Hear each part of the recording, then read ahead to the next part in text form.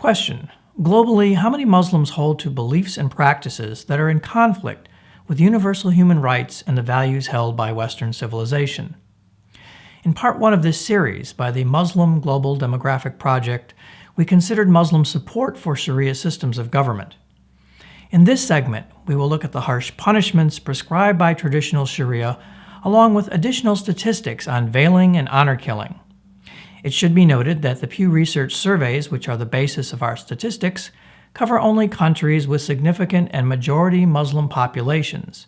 Therefore, the United States and Western Europe are not represented in these numbers.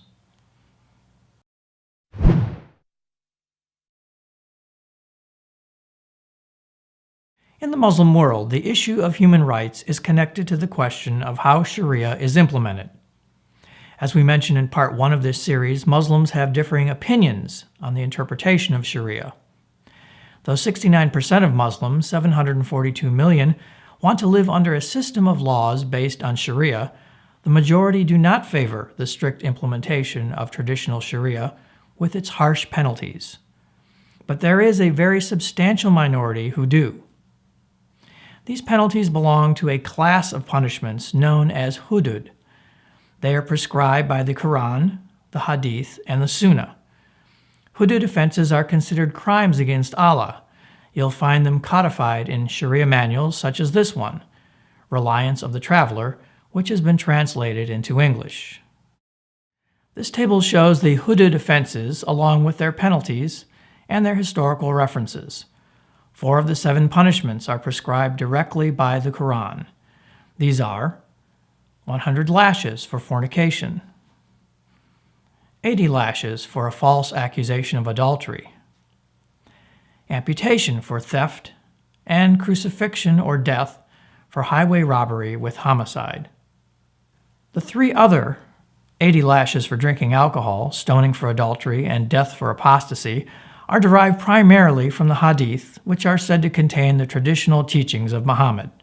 Since the application of Sharia by Islamic countries varies considerably, there is no consistency in enforcing the hudud penalties from one country to another. How many Muslims support these punishments? Over 44% of Muslims, 457 million, support penalties such as whippings or amputation for theft and robbery. 45% of Muslims, 463 million, support stoning for adultery. Stoning is legal in about a dozen Muslim countries, and stonings are practiced extrajudicially in some countries. However, even where stoning is legal, the sentence is rarely carried out. Due to the discriminatory treatment of females in these countries, most of the victims are women. 35%, 352 million Muslims, favor the death penalty for those who choose to leave Islam. Of the 57 nations which make up the Organization of Islamic Cooperation, 25 of them have apostasy laws. But enforcement is not consistent insofar as only 13 of them prescribe the death penalty. Less severe blasphemy laws are more common and more likely to be enforced, even on social media.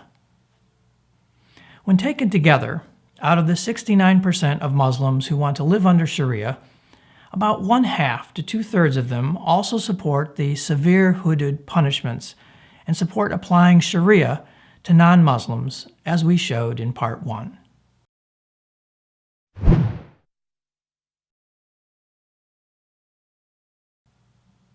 In addition to the hudud punishments, nearly 32% of Muslims, 349 million, believe that women should not have the right to decide if they wear a veil. Though there are legal requirements to wear a veil under Sharia law, as a practical matter, veiling falls more under social rather than legal enforcement, since only a handful of Islamic countries require women to wear a veil by law.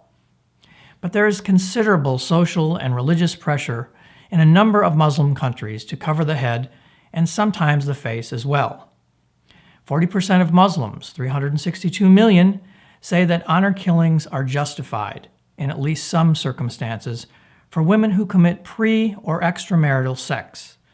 There is no specific justification for honor killing in the Quran, and parents were forbidden by Muhammad to kill their children according to one hadith. Honor killing is also condemned by many Muslim clerics. Nevertheless, qisas, a provision of traditional Sharia law found in some countries, provides a legal loophole for honor killing by allowing blood relatives to forgive the perpetrator.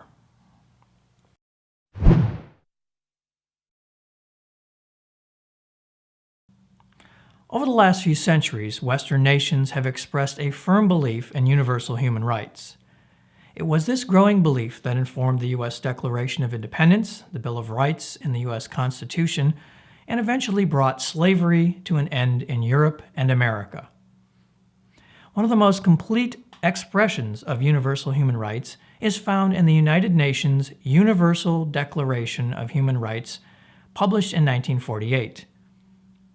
The declaration came under considerable criticism from Islamic nations, though many of them signed it. In 1990, the Organization of Islamic Conference, now known as the Organization of Islamic Cooperation, released the Cairo Declaration, which, while claiming to espouse human rights, guarantees only those rights that are allowed under Sharia. As Article 24 and 25 say, all the rights and freedoms stipulated in this declaration are subject to the Islamic Sharia, and the Islamic Sharia is the only source of reference for the explanation or clarification of any of the articles of this declaration. We began this video with the question, globally, how many Muslims hold to beliefs and practices that are in conflict with universal human rights and the values held by Western civilization? This table, which is included in the original survey report, shows precisely how the demands of traditional Sharia, included in the survey questions, conflict with universal human rights and Western values. Not all of the beliefs and practices shown in this table are applicable in every Islamic country, of course. Nevertheless, there is justifiable concern over the rejection of basic universal rights and freedoms which have been established by international agreement. As shown in the right column, both implementation of traditional Sharia and the hooded punishments are major violations of the Universal Declaration of Human Rights. For example, the death penalty for apostasy in question 8 is contrary to Article 18, which states, everyone has the right to freedom of thought, conscience, and religion. This right includes freedom to change his religion or belief, and freedom either alone or in community with others, and in public or private, to manifest his religion or belief in teaching, practice, worship, and observance.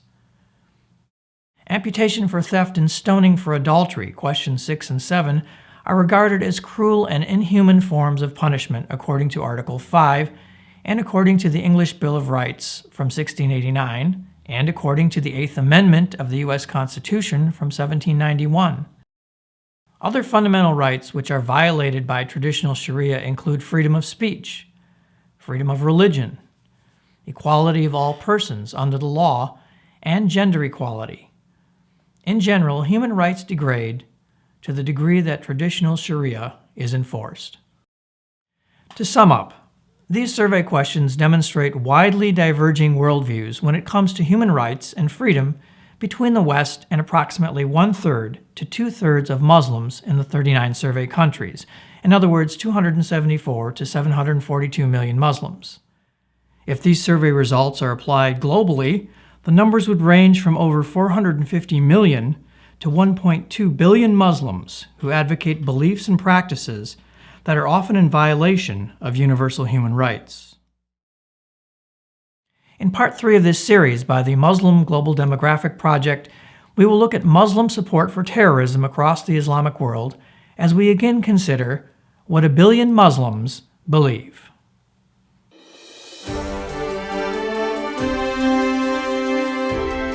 Please share this video series on social media if you found it useful. Click on the link below the video to read the complete report from the Muslim Global Demographic Project. Be sure to watch Through the Lens of Muhammad's Life, How the Example and Teachings of Muhammad Shape Islam Today, an educational documentary from Kinetoscope microProductions.